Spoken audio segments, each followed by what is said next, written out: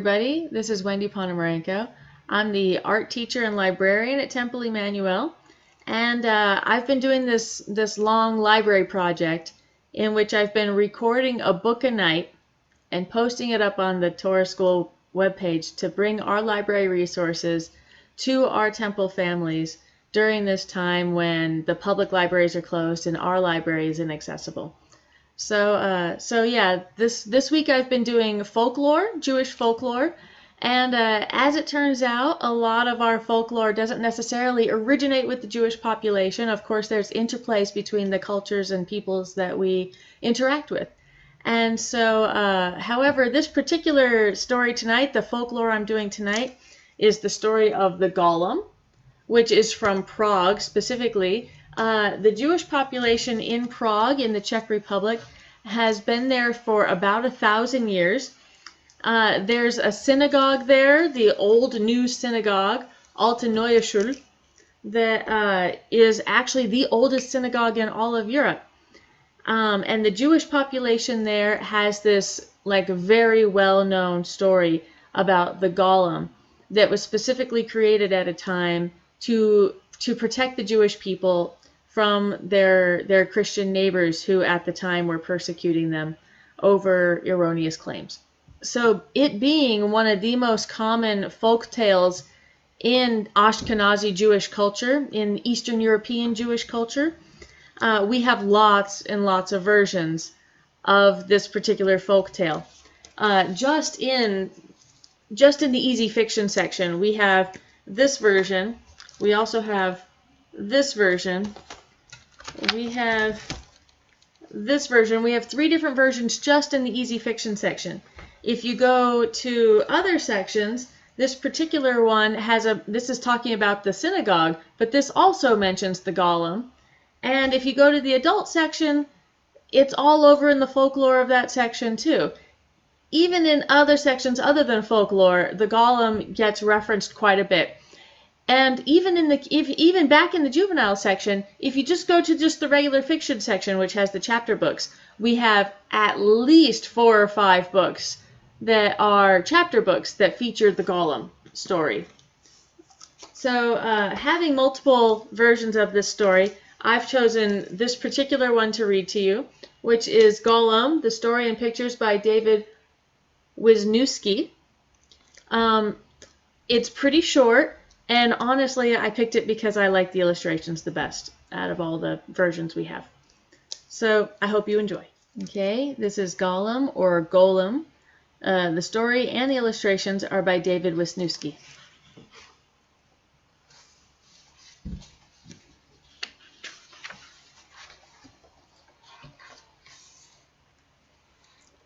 Within the beautiful city of Prague, fierce hatreds have raged for 1,000 years. People of differing beliefs in God and nation have clashed violently here. Czech against German, Protestant against Catholic, Christian against Jew. In the year 1580, the Jews of Prague were bearing the ignorant fury of others. Enemies had accused them of mixing the blood of Christian children with the flour and water of matzah, the unleavened Passover bread. This blood lie incited angry mobs to great cruelty against the Jews. Penned in their walled ghetto, forbidden the use of weapons or the protection of law, the Jews could do nothing to stop the vicious falsehood.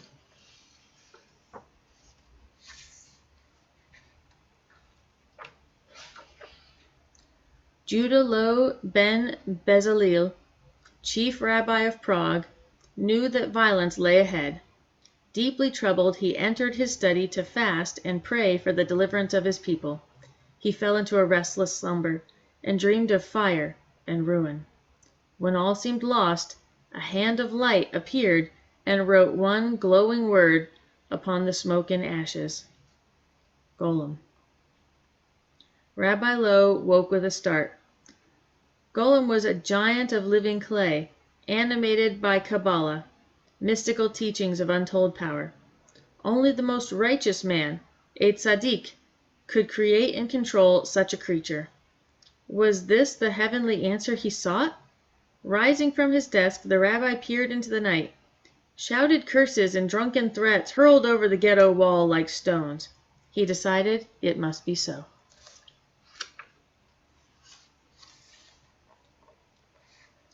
In the morning, Rabbi Lowe sent for his son-in-law, Yitzhak Cohen, and his best student, Yaakov Sassoon. He explained the dream and asked their help. As the divine name, the Hashem, created us through words, so must we create Golem, he said. Now pray and purify yourselves, for this night we must use the holy name of God. When darkness fell, the three men left the ghetto through a secret opening in the wall. They hurried along the forbidden avenues of Prague to the cold clay banks of the river Vltava. Yitzhak and Yaakov began to dig. By midnight, an enormous mound of clay lay before the rabbi. Praying softly, he plunged his hands into the vast lump, shaping it. Hours later, he arose and stood back. A crude clay giant lay lifeless on the riverbank.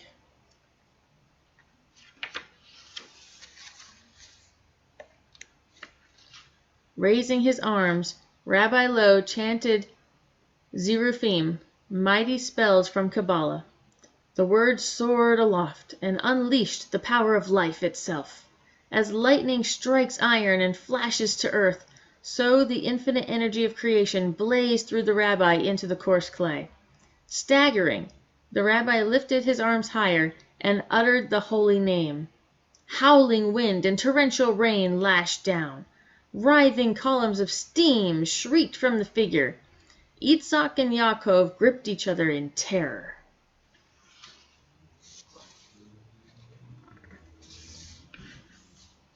When the tumult ceased, the three men advanced over the hissing ground.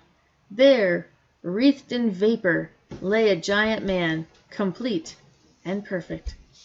The rabbi knelt and engraved the word emet, truth, upon the creature's forehead. Instantly, the giant's chest expanded like bellows. A deep breath shuddered from his lips. Golem, commanded the rabbi, awake! Golem's eyes opened, murky and unblinking. Father, his great voice rumbled, was this wise to do? We shall know soon enough, answered Rabbi Lowe. Now stand, wrap this cloak about yourself and follow us. In the darkness before dawn, 4 returned to the ghetto.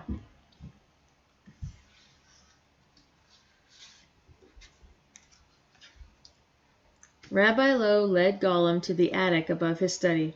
You've been created for one reason, said the rabbi, to protect the Jews. Do you understand? Yes, said Golem. You will guard the ghetto at night and catch those planting false evidence of the blood lie. They are godless men, carrying bottles of blood or the body of a missing child. You must bring them unharmed to the authorities. Do you understand? Yes, said Golem. By day, you will be a servant in the synagogue, a shamash. Your name will be Joseph. Do you understand? Yes, said Golem. He stared at the rabbi. How long shall I live? This startled Rabbi Lowe. Until the Jews are no longer in danger, he replied. Then you will return to the earth from whence you came. Do you understand? Golem said nothing. Do you understand, Joseph? Repeated Rabbi Lowe. Yes, said Golem.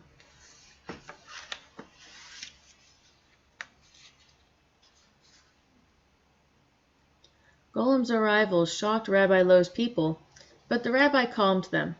Joseph is a devoted servant of Israel, he declared. His great strength will be a blessing to us all. And so it was. Hardly a night passed that Golem did not frustrate efforts to spread the blood lie. One morning, Rabbi Lowe saw Golem standing motionless in the lane. Joseph, called the rabbi, is all well? The sun is rising, said Golem. The sky changes from black to blue. It's very beautiful. Rabbi Lowe sighed. How simple Golem was. The smallest thing, the scent of a rose, the flight of a pigeon, filled him with wonder. Joseph, he replied, finish your work. Then you can watch the sunrise.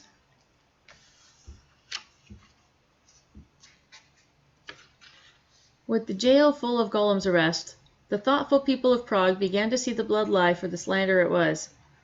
This enraged the enemies of the Jews. They gathered a mob and marched to the ghetto, hoping to start a riot. Rabbi Lowe summoned Golem and hurried to the gates of the ghetto. The giant seemed taller than before. The rabbi could barely see the mark of truth on his forehead.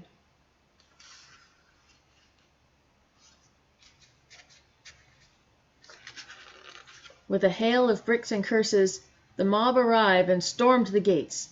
The massive doors swayed but held. Golem stood before them. The Jews, outnumbered and weaponless, waited silently. Then a jeering cry went up. A battering ram had arrived. At each blow, wood splintered. Hinges wailed in protest. Still, Golem stood, but taller, much taller. Rabbi Lowe could see him grow. Then the gates came crashing down and the mob poured into the ghetto. The first wave of attackers screamed in terror when they saw Golem looming above them. With the back of his hand, he swept them aside. Still, the rabble surged in, propelled by those in back. Golem took hold of the battering ram and, snapping it in two, raked great furrows into the crowd. Rabbi Lowe covered his eyes. This was too much destruction, too much. Leaving the dead and wounded, the mob fled in panic. Golem threw the broken battering ram after them. He lifted the shattered gates and hung them back on their ruined hinges. Then he plodded back into the ghetto.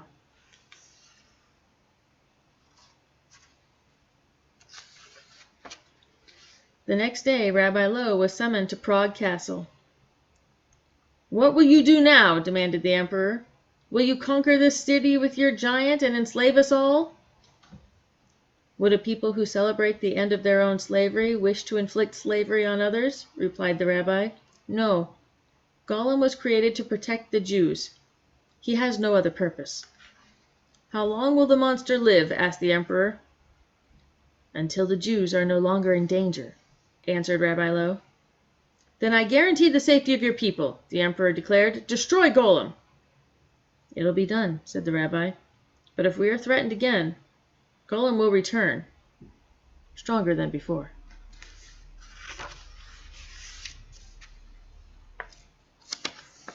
The rabbi found Golem in the cemetery, gazing at the tombstones. "Joseph," he said softly, "come here." "No," said Golem. "Why not?" asked the rabbi. "The Jews are safe," Golem said. "Now you will return me to the earth." "Yes," said Rabbi Lowe, "your purpose is at an end." Golem regarded the setting sun. He raised his face to the fading light. "Father," said Golem, "will I remember this?" "No," said Rabbi Lowe, "you will be clay." Golem leaned down to him. "Then I shall not obey you," he said. "You have no choice, Joseph." The rabbi lashed out with his staff, erasing the first letter, Aleph, from the word on Golem's forehead. At this, Emet, truth, became Met, death.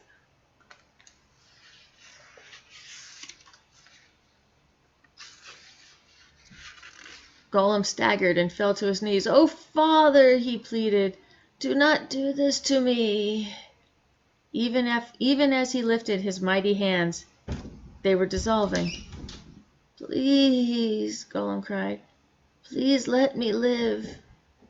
I did all that you asked of me. Life is so precious to me." And with that, he collapsed into clay.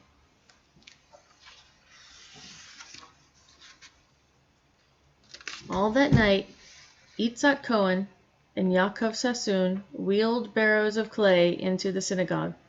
They carried the clay to the attic. Rabbi Lowe covered it with old sidurs, tattered prayer books of the congregation. Though Golem had not truly been a man, they recited Kaddish, the prayer for the dead. Then they left, locking the door behind them forever. Since then, Golem has slept the dreamless sleep of clay, but many say he could awaken. Perhaps, when the desperate need for justice is united with holy purpose, Golem will come to life once more.